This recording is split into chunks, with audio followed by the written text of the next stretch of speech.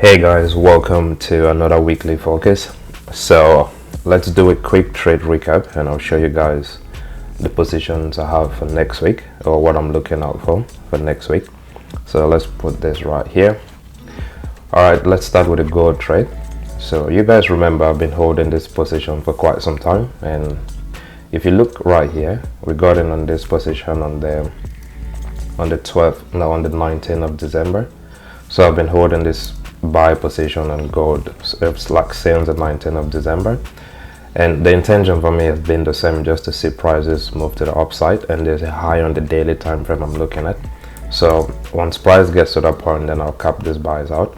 So I had a progress thing on this one, and I had my stop loss move to break even. So you had this move, price pulled back. Once I had a structure like this, it became easy for me to see where price can pull back to, and so I was comfortable taking my stop loss to break even. So the update on this gold trade is I just had my stop loss move to break even right now. So the position is currently running, say, risk free, and I have no risks on the table right now.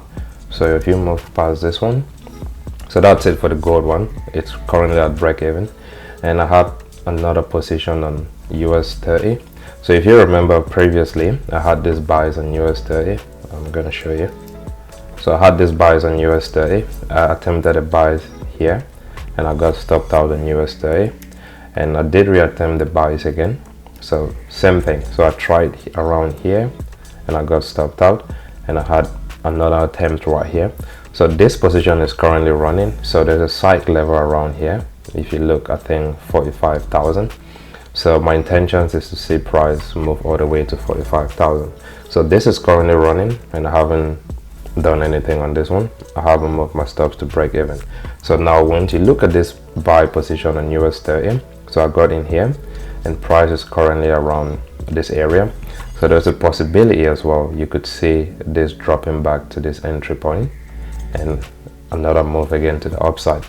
So I'll explain this during the market focus thing properly, but you need to understand sometimes you might have deeper pullbacks. So depending on how you're managing your positions, you might decide to cap everything at this point, like just take everything out. Or if you have the patience, you can sit through these deeper pullbacks. So that's it for me on the trades I've taken. Nothing on NAS100, nothing on the S&P, and nothing on BTC for now. So alright guys, so let's look at the main thing for today. So we're looking at the DXY, and again, this is the first pair we'll look at every time. And if you understand the DXY, it makes it very easy for you to understand other pairs. So what we're looking at the DXY on the daily time frame, so there's just a couple of things I'll point out on the DXY. So let's have a look at this. The first thing we're looking at right here, we're looking at the levels, and we're looking at the trend line. So just two principles, and you can use these principles every time. It's going to help you a lot. So this is like the foundation block for everything, the side levels and the trend line. So let's look at this real quick.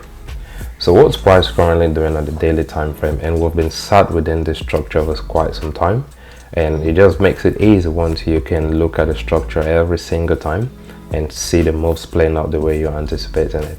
So we had this move right here, I told you guys last time. So this was an impulsive move, and we had a consolidation thing, a pivot point was set. I've said this many times, and we've had price taking off, giving us the next swing move right here. So price gave us this swing move, and you had a consolidation thing. So what we're looking at right now is a possibility for prices to have a test of this area, and if price goes through this psychological level right here, if price goes through the psychological level, we should expect a test of these highs and wait for a reaction from the sellers.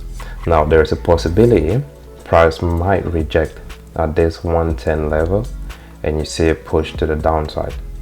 So this is a high possibility. So you might get a rejection at 110, because 110 is a psychological level, and once price gets to a psychological level, you should normally expect a reaction, so from the sellers at this point. So if you're expecting a reaction from the sellers at this point of 110, it means you're expecting, let's say, a pullback, or let's say a shallow pullback or a deeper pullback to an area like this, and maybe another attempt again from the buyers to take prices to the upside. Now Another possibility, you could see a rejection at 110 and you see prices coming back all the way to this trend line. So you see prices testing 100 and you see prices testing this. So you have a test of this psychological level and you have a test of this trend line. Now if this happens, you have to come back with the same analysis. You're expecting prices again to move to the upside. So this is what you're looking at, or this is what I'm looking at on my highest time frame. And on this time frame, this is the daily time frame. So I have this bias on the daily time frame, but when you look at the structure thing, it's really massive, it's really big, and sometimes it makes it very difficult for you to sit through pullback like this. So sometimes you have to look at the structures as within this bigger structure thing and see if you can take positions, or if you can analyze price to see if these pullbacks are coming or if the continuation is going to continue. So when I'm talking about the continuation, there's a minor structure thing playing within this area. So once we had a test of this psychological level multiple times, so you had the test right here and you had another test right here. So price is currently moving to the upside. Now this is not something you look at on the daily time frame, so you need to use lower time frames, let's say the 8-hour time frame, the 4-hour time frame, and see what price is currently doing.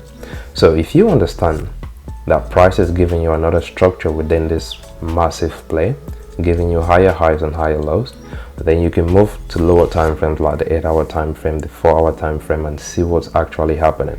Because within this psychological levels of 100 and 110, price is giving you a structure here, higher highs, higher lows. I'm going to show you this on lower time frames, but here's the thought process thing.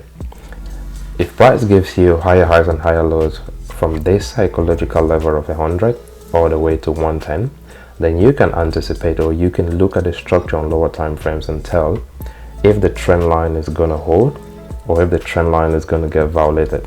So that's something you can look at. So I'll step down to lower time frames, but again, let's just go through the structure move on the daily time frame, because this is very important.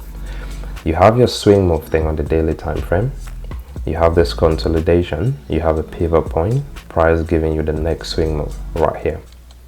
So there's just two ways I look at price movement. So you have a massive move, or you have an impulse, and sometimes you have a corrective move that just comes in like this, like a vertical move, and you have a continuation. So other times you might see an impulse and you see some kind of a consolidation and you see a move to the upside. So it's basically the same structure thing. The only difference is this is horizontal and this is more vertical or more inclined. So I'm always waiting for structures like this to take the move, or to take the continuation move to the upside or to the downside if I'm looking at sales. So if I'm looking at sales, I'm looking at the same thing. You get a move like this, you're waiting for this, and you see the continuation to the downside, or you get a move like this, you get this consolidation, and we're waiting for the move again to the downside. So what I'm showing you right here is simply price making. Let's say if this was a high right here, price gives you a higher high, price gives you a higher high, it pulls back. If this was a high, price gives you a higher high, you get a pullback, and for price to give you another higher high right here. So you get a higher low right here, you get a higher high. Price does the same thing, consolidate, moves again to the upside, giving you a higher high and a higher low. So it's just the way price moves, and I've just narrowed these things down. Alright, so let's clean this, and I'll zoom into an area like this. So there's a minor structure thing I'm looking at on the daily time frame, and we can step down to lower time frames like the 8-hour time frame and see what's actually happening. So pay attention to this. So within this massive move on the daily time frame, you have this structure right here moving to the upside. So you have, again, there's a push to the upside, there's a pullback, push to the upside, there's a pullback, there's a push to the upside, there's a pullback, there's a push, there's a pullback. So now let's look at this on lower time frames and start building up a thesis right here. So step down to the 8-hour time frame. So what's the thought process on this part, or on the 8-hour time frame? So what am I looking at, and what's my focus on this time frame? So within this time frame, I have this psychological level here of 110. Now price came all the way from 100, and we had this massive move. We had a massive move all the way to 110. So what am I expecting at this point? So if price keeps moving like this, making higher highs and higher lows, normally once you take out an area like this, you expect prices to pull back, and you're expecting prices to take out these highs. So that's normally the expectation. If you're just going off of price moving to the upside, making higher highs and higher lows, price should normally take off 110. Now there's a psychological level right here of 110, so price should normally take out these highs, but there's a psychological level right here of 110. So let's step down to the 4-hour time frame so we have more price action, and I'll show you what I'm still looking at. It's just the same thing with the 8-hour time frame.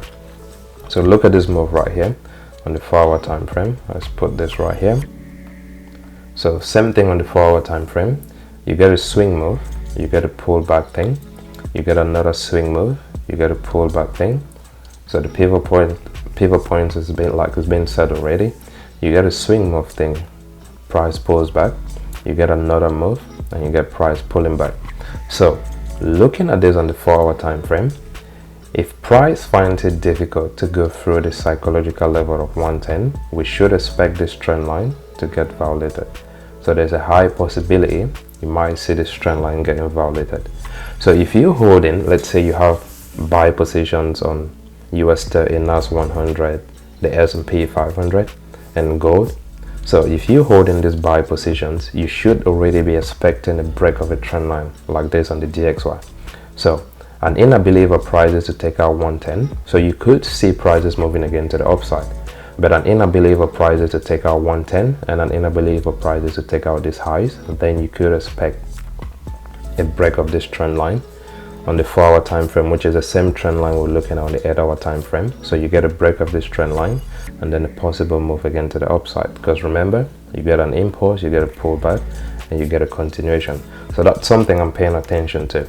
So if you look at the positions I'm holding, I have positions on US30 and on gold. So this is something I'm looking at. So if on the other hand the DXY continues moving to the upside, so let's say the DXY continues its move to the upside and it takes out this psychological level right here and it takes out these highs, then it's going to be very difficult for those buy positions on US30 and gold to sustain. So you might see deeper pullbacks coming in. So it doesn't mean the structure has changed or anything. It simply means you might have deeper pullbacks to sit through. So looking at this again, let's clean this and I'll look at this. I'll zoom into an area like this. So here's where the beauty of it comes. So once you have price coming back to a trend line thing, and you know once a pivot point is set on a trend line and price pulls back to that trend line, you're normally expecting prices to react from that trend line and move again to the upside. So the question is, what happens when price pulls back to this trend line and it has an inability to take out these highs? Because the structure thing from, let's look at this from way back, look at this move right here. So you had to pull back to this area, you had this area taken out, you had to pull back to this area right here, and you had this highs taken out. So you had to pull back again to this area, so you're expecting the same principle, you're expecting these highs to get taken out. So this is a very simple way for you to look at like the trend line getting violated and stuff like that. So an inability right now from the 4-hour time frame, an inability for these prices to test this psychological level, and an inability for the prices to take out these highs, you could see a break of this trend line. Now why is this very important? If you get a break of this trend line on this 4-hour time frame, and the same thing we're looking on the 8-hour time frame, this minor break on this area should normally get a test of these lows right here. So I'm going to highlight it, a test of these lows. So you're looking at something like this, you're looking at something like this. So if we get a violation of this trend line, these lows will probably get tested. We'll take out these lows first, and this movement to the downside is probably all you need for those positions. Let's say the buys on gold, US30, NAS, and the S&P to keep moving to the upside, or for it to sustain a little bit, for it to sustain another push again to the upside. So that's what I'm looking at on the DXY, and it's a very simple structure thing. It's just the psychological levels, it's just the trend line. So I'm paying attention to this psychological level of 110, and I'm paying attention to this trend line.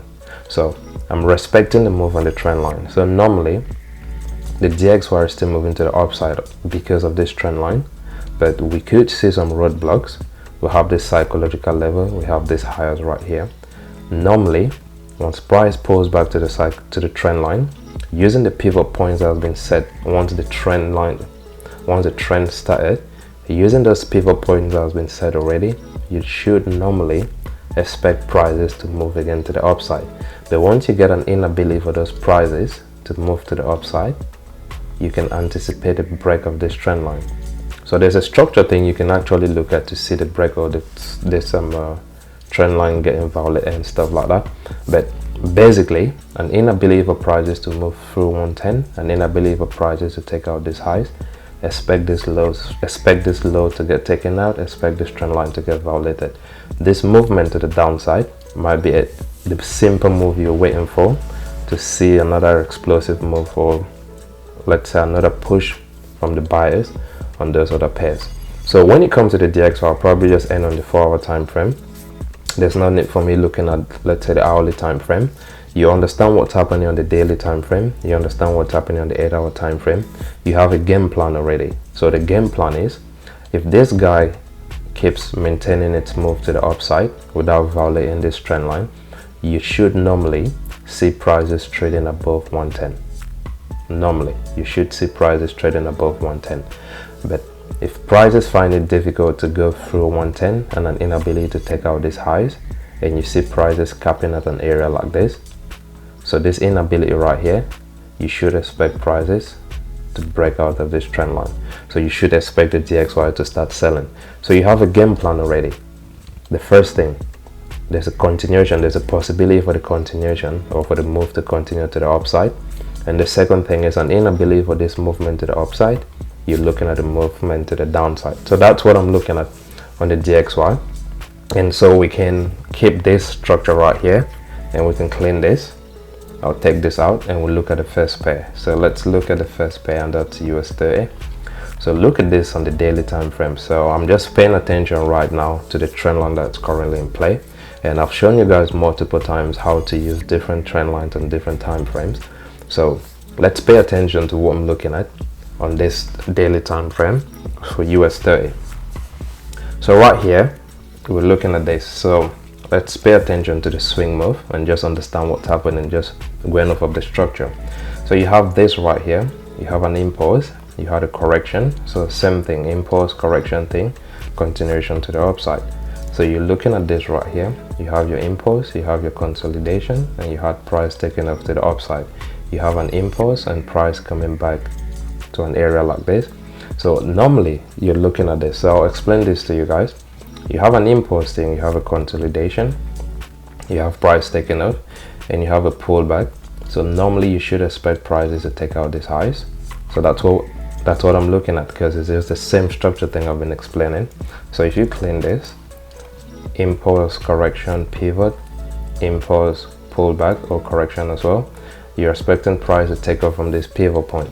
So I have the buys on US30 currently, but then this is on the daily time frame. So there's certain questions you need to ask yourself.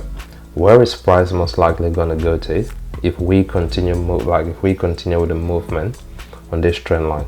So if this trend line has to keep playing or holding prices, you should normally see prices testing 45,000. So that's it. It's quite easy. So where is price currently trading at? We're currently trading between 45,000 and 40,000. So between these two trend lines.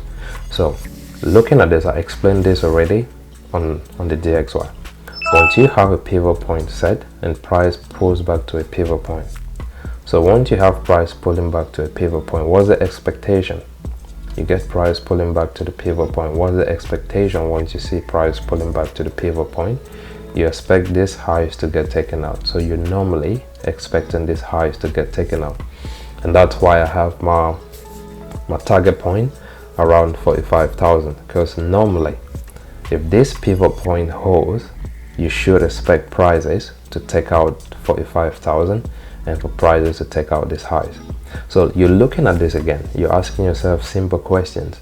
If I see an inability from the buyers to take prices to the upside, what's the significance of this, or what's the implication of this? It simply means these lows right here will probably get taken out. That's the first thing. You have these lows get taken out. Once these lows get taken out, you're looking at a structural move like this to the downside. So now the next question comes in. If we take out these lows and inability for prices to maintain its move within this trend line, and we get these lows taken out, where is price most likely going to move to? You're looking at a psychological level here of 40,000. And because you have a psychological level here, and remember, once you get a breach of this trend line, which you're looking at currently on this daily time frame thing, so on higher time frames, what you're looking at like this on the daily time frame, but on the weekly time frame, it's simply a move to the upside. So you're looking at the same thing, a pullback like this, or a consolidation thing, and for prices to move again to the upside. So if you get a violation of this trend line thing on the daily time frame, so this inability right here for prices to move to the upside, you will have this lows taken out and you get a pullback thing. So once you have this pullback, now the next question is, where is price most likely going to gravitate to? You're looking at this area of 45,000, which is this psychological level right here. And the next thing is, what structure can you play with? Higher highs, higher lows, same principle. This is going to deliver prices to the next time frame. And once you have this break and this violation thing, it's just coming in as a correction. So you start anticipating again a continuation move to the upside. So it's very simple, it's very easy, and that's the structure thing I'm looking at on the daily time frame on US30, and it's the same principle I used on the DXY, the same principle I've been using all this time, and I haven't switched anything. So it's just the same way I look at price every single time. Now this is the thing for me. If you can look at prices in a very simple way and just understand price movement in a very simple way, then I think you might be increasing your chances over time, like let's say from maybe 30% to like 60%, just looking at price from a simple point of view, basic price action, price move by making higher highs and higher lows. The same period you might have consolidations. Just understand when this consolidations come in, you're looking at something like this. Now within this consolidation, you can look for the continuation move to the upside or a move to the downside. There's just certain things you can look at. So let's take this out and we'll step down to a lower time frame, like the 8-hour time frame. So here is it. So while looking at this on the 8-hour time frame, the same principle I explained on the daily time frame. So you had this massive move to the upside, so that was the impulse thing you're looking on the daily time frame. But pay attention, as you see an impulse on the daily time frame, on lower time frames, it looks like you're having a trend thing. So it looks like you're having higher highs and higher lows and everything. So again, I still have this trend line from the daily time frame. I just want us to pay attention to this because it's probably just the same thing. And just look at this. So normally you have a trend line here that got violated, giving you a delivery to this time frame consolidation thing, and you're normally expecting prices to move to the upside. So that's what I was explaining on the other time frame as well, on the daily time frame. So if the same thing happens on the daily time frame, you can look at what's happening on the weekly, because it's going to deliver on the weekly time frame and stuff like that. So look at this on the 8-hour time frame. You get a violation thing of this trend line, price delivering to the daily area, consolidation. So where is price most likely going to go to? You're expecting prices to head all the way to 45,000. So now the question is, as price starts moving to the upside, as you get a move to the upside from this trend line, an inability of prices to go through, or an inability of prices to take out 45,000, an inability of prices to take out these highs, you should then expect a break of this trend line and these lows to get taken out. So these lows, you can go through these lows, and the next point you're expecting prices to go to, you're looking at this psychological level of 40,000. So once you have a structural move like this, you need to step up to higher time frames and ask yourself, is there another trend line you can look at from those higher time frames? Because that's how that's how a violation of one trend line on a lower time frame leads to a delivery on the next time frame. So you need to have these perspectives already played out, or you anticipating these things already, and that's why you can close your positions early enough if you see price doing something else. So normally with this trend line still playing out like this, what you normally expecting is, let's say, a movement or a pullback to an area like this, and you see a continuation move to the upside. But the reason I'm showing you this is because sometimes price is going to surprise you. Price is going to take out areas you're not even expecting. So the fact that you have price coming back to a pivot point, it doesn't necessarily mean this is going to take out these highs. So you could see possibilities where price gets to the pivot point, it struggles to even test the next psychological level, it struggles to test the highs, and you get a push or you get a break of that area. So there's a high possibility this can happen, and that's why when I'm doing the market focus thing, I'm paying attention to all these moves, and I'm looking at both sides of the coin, because in as much as I'm expecting these buys, there's a high possibility the sellers can come in as well. So on the 4-hour time frame, you drop down to the 4-hour time frame. So now there's an easy way you can look at this. So within this entire move on the 8-hour time frame thing, and we're looking at this, so normally you're anticipating this move to the upside. So now you're looking at this piece of price action here. You can step down to lower time frames and ask yourself, what is price currently doing? Because if price is giving you the same thing, impulse correction, impulse correction, impulse correction, you can use again a trend line, wait for this violation, and probably break even on your positions, or you close the position. So it just depends on what you're looking at and the target you're looking at, and if you have the possibility to sit through deeper pullbacks. So look at this 4-hour time frame, same thing. Normally you get a pullback to this area, you get this thing like that, so you get this break correction, you're expecting prices to move to the upside. So let's clean this. So look for a trend line within this area. Now you can use this trend line to get further entries, or you can look for scalings and stuff like that, but it's always very tricky, because once you have price pulling back to your pivot point and you're looking for the continuation move to the upside, as I mentioned already, there's two sides to the coin. So in as much as you're looking for this move to the upside, so you're looking at the pullback, then continuation, pullback, continuation, you're looking at the pullback and the continuation. For you to look for scalings on this pair, you need to pay attention to what's happening on the DXY, because if the DXY is not selling, you might have a breach of this area, a pullback, and you see price coming back to the downside, taking out these lows, and we're headed to 40,000. So that's a game plan thing. So you need to understand what's happening on our time frames. So I'll step down to the hourly time frame. So here's the position I have on US30, and as I told you guys before, I had an initial buy attempt, I think around here. Around here. So I had the buy attempt around here. I had my stop loss at an area like this. So price started moving, came back, took me out. I had a re-entry here. So I was even late on this entry on US30. I needed an entry around here, but that's fine. So we're not looking at the precision right now. It's just a thought process thing and the anticipation.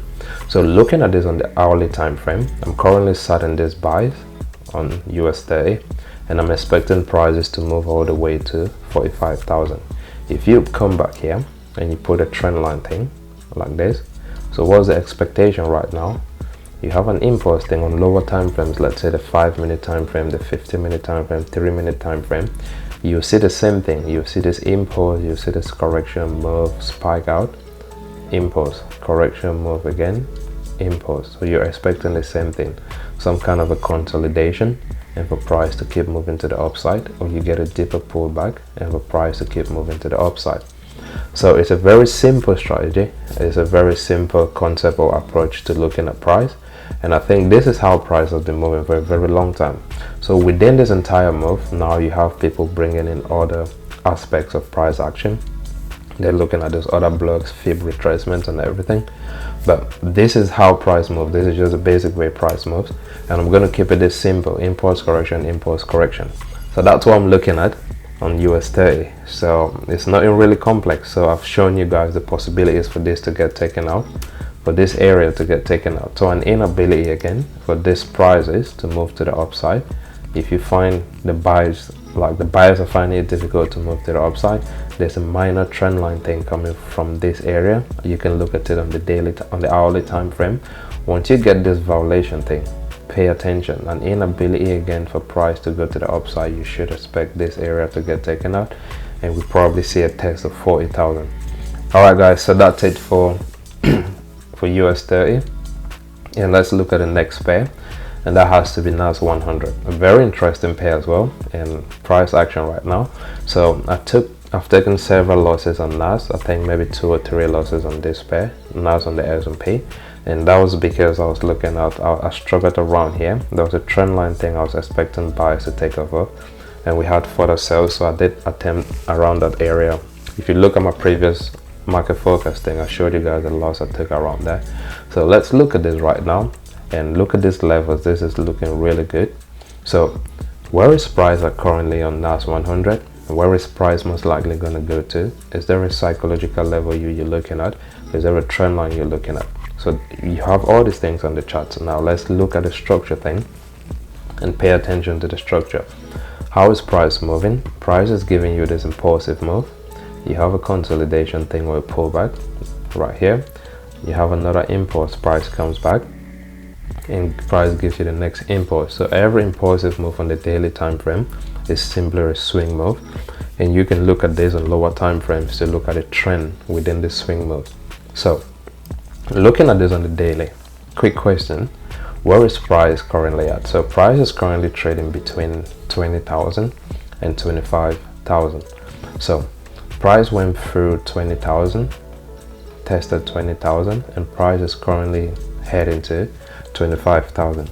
This already can put you, let's say, at a 50% chance of succeeding with the buys you've taken, or maybe the sales you've taken, just understanding where price is headed to. So the same principle I've been using, the psychological levels and stuff like that. Price is currently headed to 25,000. That is if the buyers decide to keep taking prices to the upside. 25,000 is the point I'm going to pay attention to, or 25,000 is the point I'm going to expect difficulties or sellers to step in again, for you to see drastic moves like this, or for you to see a consolidation thing around this area right here. So if price is currently headed to 25,000, now you can look for trend lines to help you with this movement, or to support this movement thing to the upside. Now if price is moving all the way to 25,000, you need to look at both sides of the coin. So if there's something that can help you, just look at the pullback thing. So because you have this trend line thing, you had price reacting from an area like this, so there's still a high possibility prices can pull back to this area. So why price is pulling back to this area, you get a test of 20,000, this psychological level right here, and you get a test of this trend line right here for price to move again to the upside. So there's certain things you can look at, and that the easiest one is just put in a trend line thing. So just put a trend line and ask yourself, how is price reacting to this trend line on lower time frames? Because if I can tell what price is trying to do on lower time frames, then it becomes easy for me to expect deliveries on higher time frames, because a break of a trend line on a lower time frame is simply price delivering to a higher time frame. I'm going to show you the same thing right here. You had a break of this trend line, you had price delivering to this time frame, pivot point set on everything, now price took off, giving you the swing move. So you can look at the same thing. An inability for these prices to take out this area on lower time frames, which is a high of that trend line, let's say on the 8-hour time frame, on the 4-hour time frame. An inability for prices to take out this area, which was the same thing right here. So we had a break, inability and stuff like that, and price starts pulling back to an area like this. So an inability for prices to take out this area, you could see price pulling back to this area, and for us to continue to move again to 25,000. So a break of this trend line doesn't mean the sellers are stepping in and we've now headed all the way to the downside. No, it simply means we're breaking out of a trend line thing right here, and we're delivering prices to an area like this for us to continue to move again to the upside. So step down to lower time frames. Let's look at this on the 8-hour time frame. Same thing, and you're looking at this on the 8-hour time frame, and the question is, can price sustain it to move on this time frame? So impulse correction, impulse correction. You look at the same thing, everything impulse, you get this consolidation around here. So the question is price going to sustain it to move on this time frame and on this trend line? So you're looking at this. Now here's the thought process thing, same move with what's happening on US30. You had a pullback thing right here. You're normally expecting prices to take out these highs and for us to continue to move all the way to 25,000. But now the question is, what if there's an inability for these buyers to move all the way to the upside and to take out these highs? Then you need to pay attention to these lows. The first area that price is going to run through, you have these lows right here. So if you're taking sales, you can anticipate already for a movement like this, for us to take out these lows and for a delivery of price to, let's say, the psychological level of 20,000, and you're looking at something like this. So now the question is, if this happens, can I look for a trend line on, let's say, a higher time frame? Because this could simply be a breakaway violation on the daily time frame, now the 8-hour time frame for a delivery on the daily time frame, or the break of a trend line on the daily time frame for a delivery on the higher time frame like the weekly time frame. So you can anticipate this movement already, and once you see this price breaking out, this lowest taken out, there's a psychological level thing right here. So the price is going to pull to that area. It's like a magnet thing. Yeah, and it's something when you pay attention to this and when you trade it over time, it's like a mad thing, isn't it? Because now you're looking at this and you're like, okay, the structure now looks a little bit simple for me to play with because I'm seeing this thing repeating itself over and over again. So you could see this pullback coming to this psychological level, taking out this lows, and for a continuation move to the upside. Now, if the buyers keep taking prices to the upside, then you should expect these highs to get taken out and for us to move again to the upside. So how do you get involved in a situation like this? That's the 8-hour time frame. You can use the 4-hour time frame. So on the 4-hour time frame now, you can put a trend line thing. So let's do something like this. If you put a trend line thing here, now you can gauge this movement to the upside.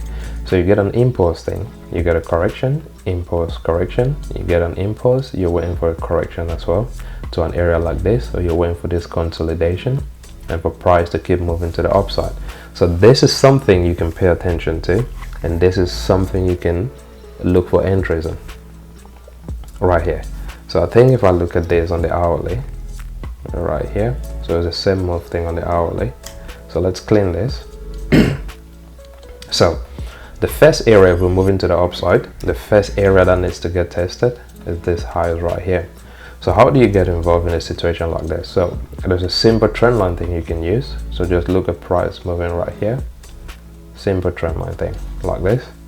So same principle, you get an impulse, correction, impulse, correction, impulse, you're waiting for the correction, and you're waiting for this movement again to the upside. So that's something you can pay attention to, and that's how I look at this move on NAS100. So I didn't take the entries right here because I didn't see the setup thing for me. But if you pay attention to what's happening on the 8-hour time frame, I'm gonna clean this.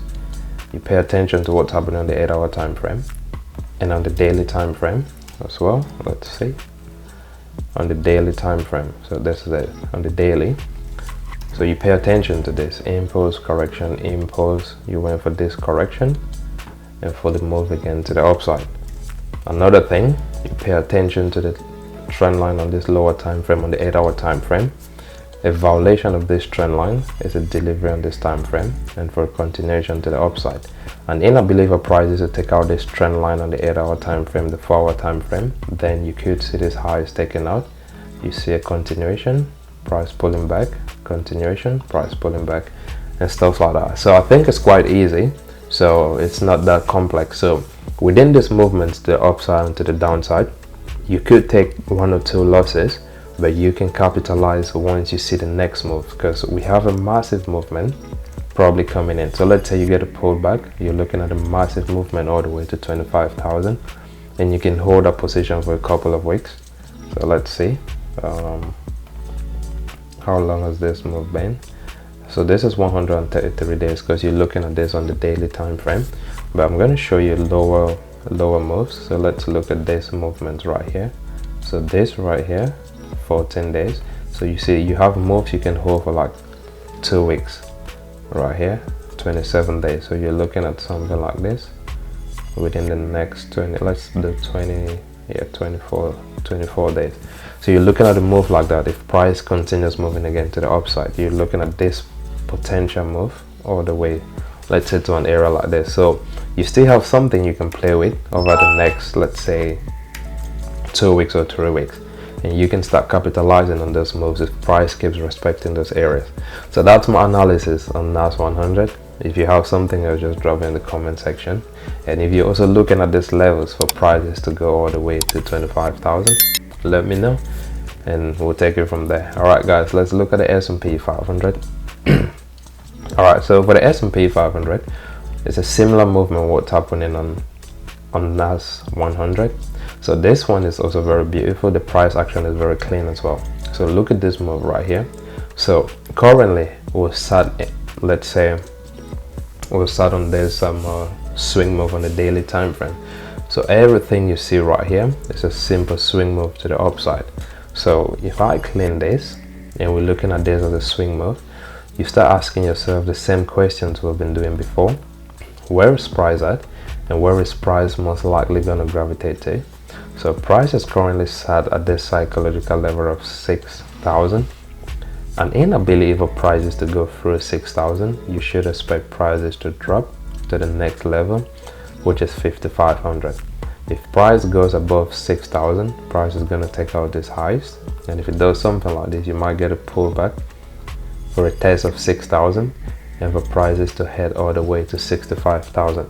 Now this looks really good. Why? Because if price decides to sell, we have a massive drop all the way to 5,500. If price decides to buy, we have a massive push all the way to 6,500. So this is very clean, and I think the buys is going to be the easiest because there's nothing stopping price within this area. But if price starts selling, you need to take out these lows, you need to take out structures.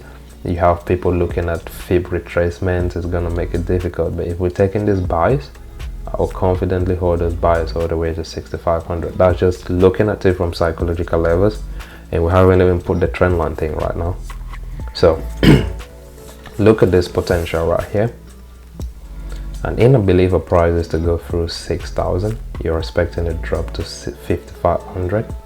If price trades above 6,000 and stays above 6,000, you're expecting a move all the way to 6,500.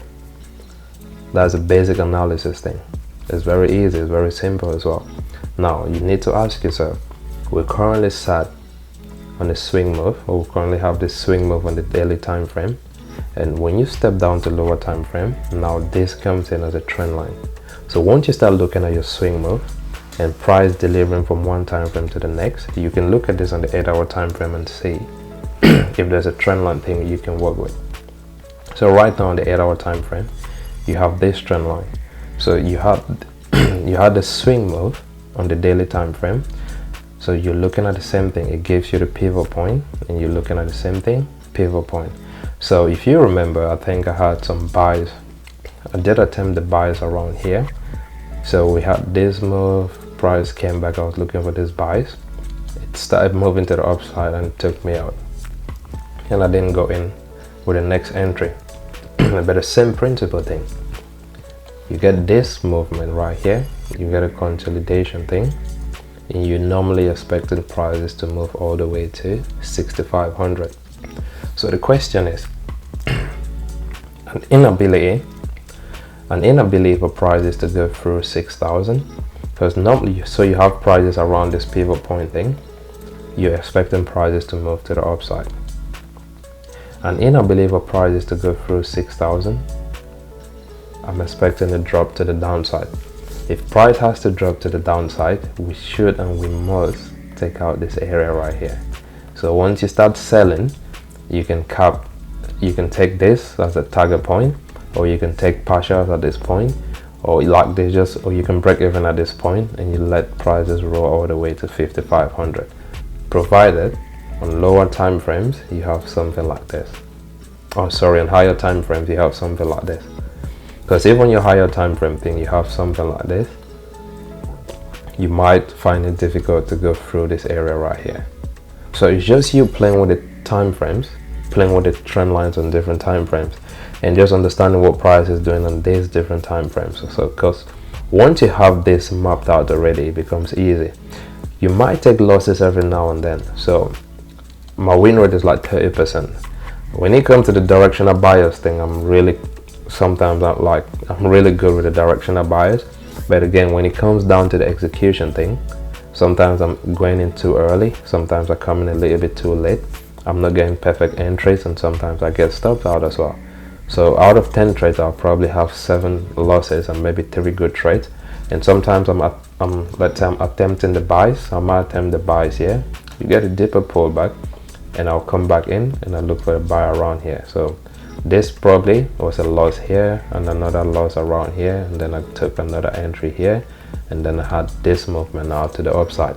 So every now and then I take these losses, but again, have the directional bias thing, have an understanding as to where price is going to move to, and the roadblocks you've seen and the difficulties. Now you don't have to be right all the time, so you just need, let's say, 50% of a chance of survival, and it's going to help you do crazy things in the market. So you're looking at this on the 8-hour time frame, and we're moving again to the upside. And in a belief of prices to go through 6,000, you should expect it to drop to the downside. So this is something I'm paying attention to, because now I'm looking at this on the S&P and this difficulty around 6,000, and remember we had the move on the DXY. So if the DXY keeps moving to the upside, this is something you need to pay attention to, because now you could see this movement here. We'll get this area taken out, and for price to drop all the way to 5500, provided on a daily time frame there is no trend line thing that is going to impact this movement. So that's my thought process thing, but again, we're still far from that. So I'll look at this on the 4-hour time frame to see what's happening. Now once you start moving to lower time frames, you can use the same principle thing I showed you guys already. So you put a trend line thing right here, and you're just looking at impulse, correction, impulse, correction, impulse. You're waiting for prices to come back here and to see if this is going to happen. So this is a structure thing I'll pay attention to. So there's a bigger picture thing, but then you need to use minor structures to see if price is still respecting its move to the upside for those continuations, or if price is giving you early signs of, let's say, a pullback or a pause. So I'm going to show you why I say it's a pause, or there's a possibility for a pause. So if you have this trend line thing right here, so let's look at this. You get a trend line thing here. Impulse, correction, impulse, blah, blah, blah. You see price coming here. You're normally expecting a movement like this to the upside, right? So you get price moving, and inability to go through 6,000, you get a drop. So once you have this drop, because this minor structure thing as well is the same thing, so you have to look at maybe a pullback thing or a consolidation, because on the higher time frame is simply a move to the upside. On the higher time frame is simply a move to the upside. There's a pullback and there's a possibility for this continuation. So you need to, this structure sometimes it gets really complex, and the more you move to lower time frames, you can easily get mixed up in the entire move, or let's say you can get a mix from the bigger picture thing, like you just get lost within the bigger picture thing. And that's why personally I like staying on higher time frames and looking at higher time frames, because once you step down to the hourly time frame, you might be looking for entries at this point. You're so fixated on looking for entries, and sometimes you fail to understand the higher time frame is telling you something else. So just keep this right here, and we're looking at this. So once price starts moving, the same thing, you can even look at this on the 15-minute time frame. Once you get a violation here, you're expecting prices to move, and inability, you're expecting this delivery on this hourly area, you get a break, same thing, movement again, and inability, price is going to deliver to the next. So there's just a lot you can look at, and let's stay on higher time frames. There's a 4-hour time frame, 8-hour time frame, and I'll take this off. I don't need this on this time frame. So I'm going to stick to what's happening on the 8-hour time frame and probably the daily time frame on the S&P 500. So just trying to keep it simple and just understand what price is doing. So when you come, let's say, into next week, you start looking at price action, you're asking yourself certain questions.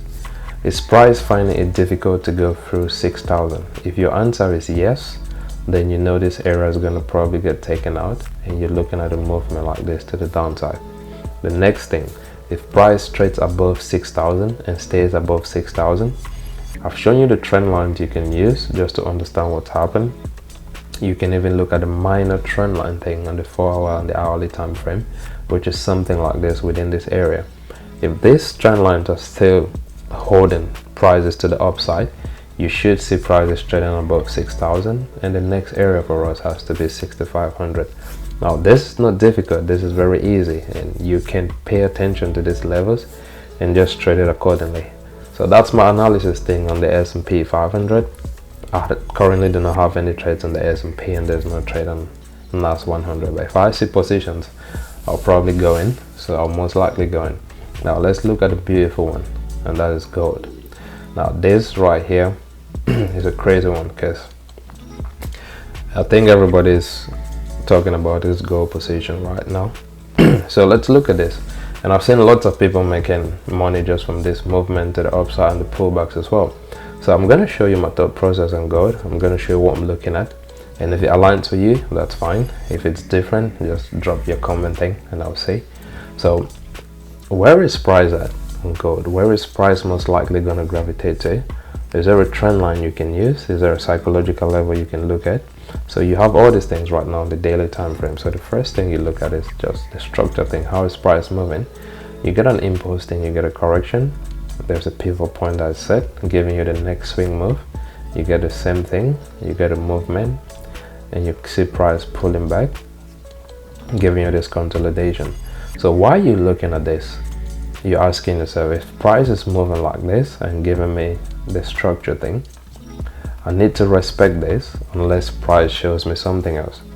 So the reason I'm saying this is because if price is moving this way, then there's still a high possibility for us to have a test of these highs, because price is headed all the way to 3,000.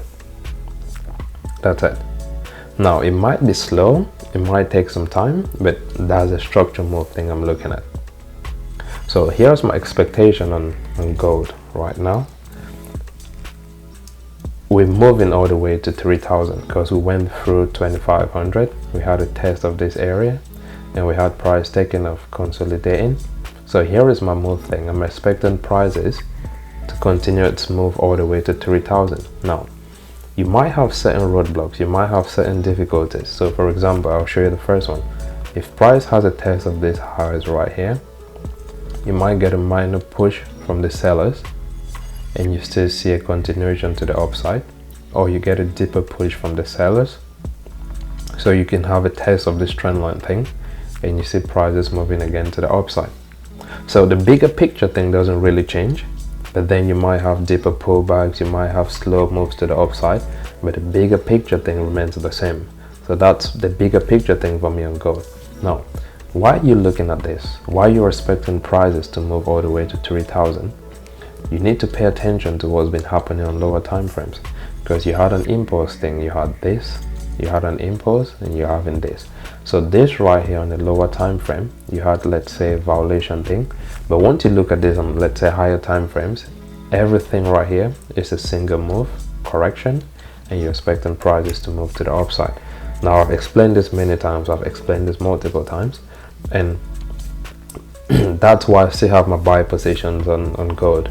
And I'll look at lower time frames and show you. So probably let's look at a 8-hour time frame right here. So I'll show you this on the 8-hour time frame. So we had the same move thing.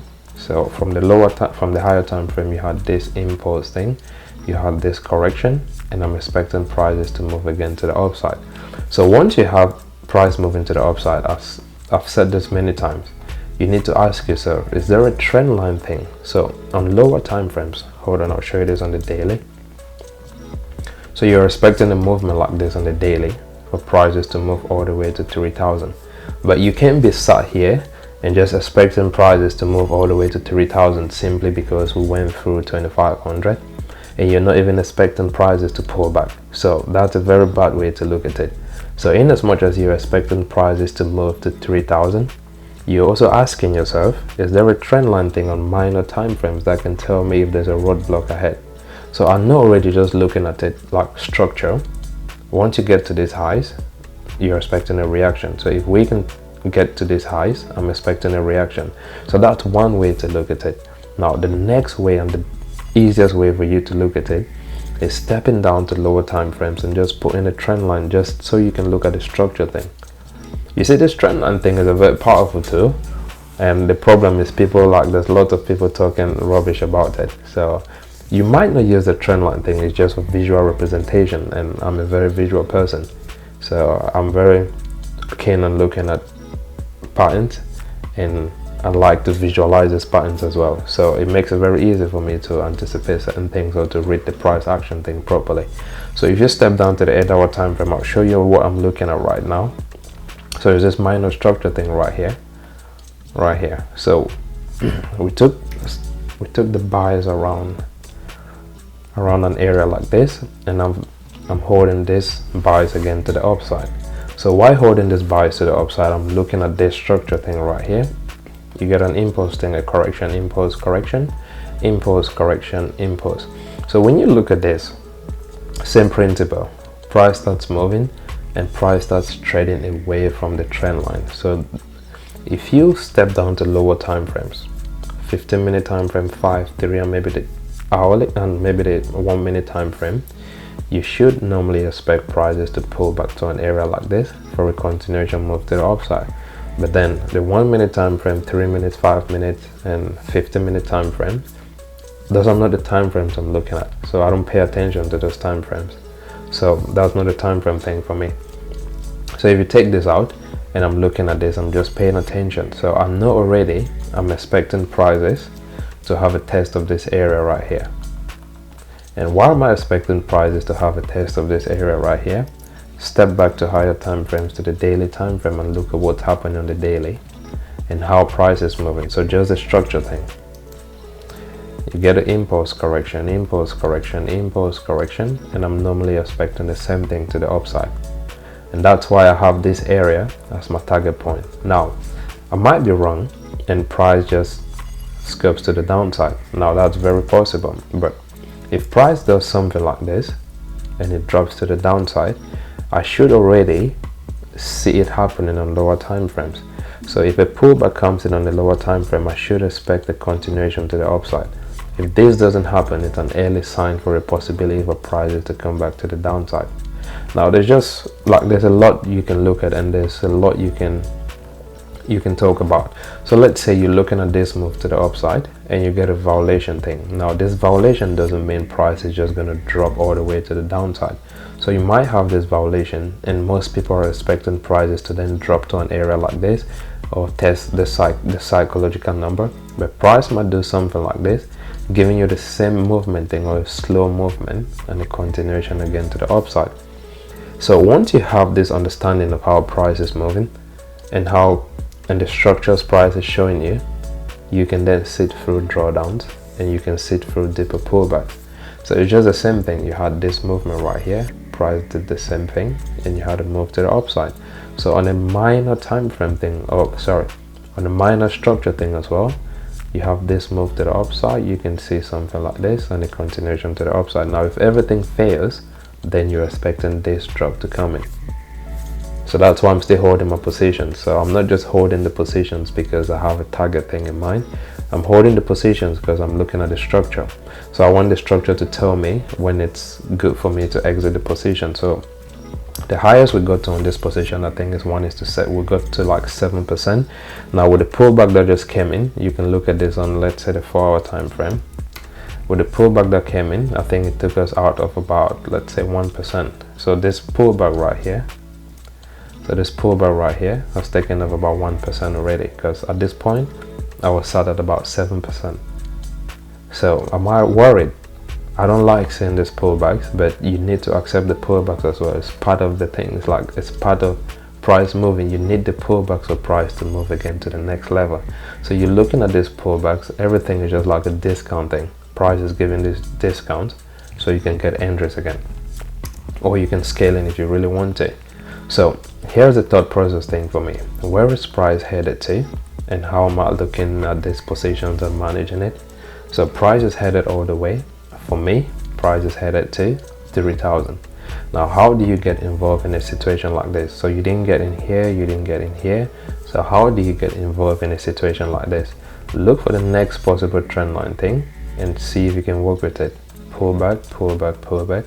You can wait for these pullbacks and for price to continue moving to the upside. So if you're looking for sales, then you're looking for these sales as pullbacks.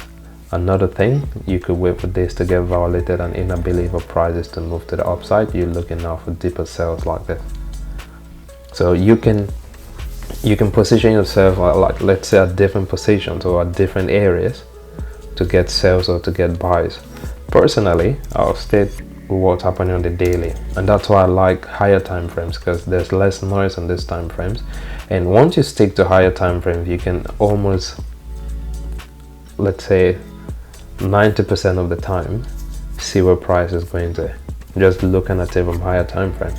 And it gets better if you even look at the weekly, it gets better if you look at the monthly and even higher time frames. But let's stay on what's happening on the daily. So because the reason I'm staying here as well is because I can see the structure move thing. Impulse correction, impulse correction, impulse correction, and I'm expecting prices to move to the upside. I might be wrong and you see prices coming back. It doesn't mean the structure thing has changed. It simply means you're getting an impulse, it's massive consolidation. You have a pivot point set around here. So at some point you're still expecting these prices to pull back to an area like this. You're still expecting a pullback to this area. Now personally, I want to see a test of this area right here, then the pullback. I like something like this. Alright, I'm gonna clean this and explain it one more time. You get a push, you get a massive consolidation, the pivot point thing is set. Now price trades away from this pivot point, so you can look at it on lower time frames and everything. Now this lower time frames, you get a violation of that trend line on lower time frame, which then gives you a delivery to higher time frames, or you're expecting a delivery to higher time frames. So personally, I would like to see these highs get tested and an inability of prices to go through these highs. Then we can get now the delivery to this time frame thing. So you're looking at the same thing right here. You see price coming back. You're just looking at these areas to get tested. You get the delivery and you get the next impulse thing. So I like a delivery that has a test of these highs, and you can see the price coming back for us to continue to move all the way to 3,000, or an inability for us to take prices above 3,000. Now you get the crash for us to test 25,000 and possibly keep moving again to the downside thing. So that's my analysis, and that's what I'm looking at on this page. And I hope I've made it like really simple and not really complex and complicated. And yeah, that's it. So make sure you watch like last week's market focus, and if there's any takeaways you have from this, if you found it interesting, just use the comment section and let me know. If there's any pair you want me to look at, use the comment section and let me know as well. And as usual guys, make sure you trade patiently, stay consistent, and see you during the next one. Bye for now.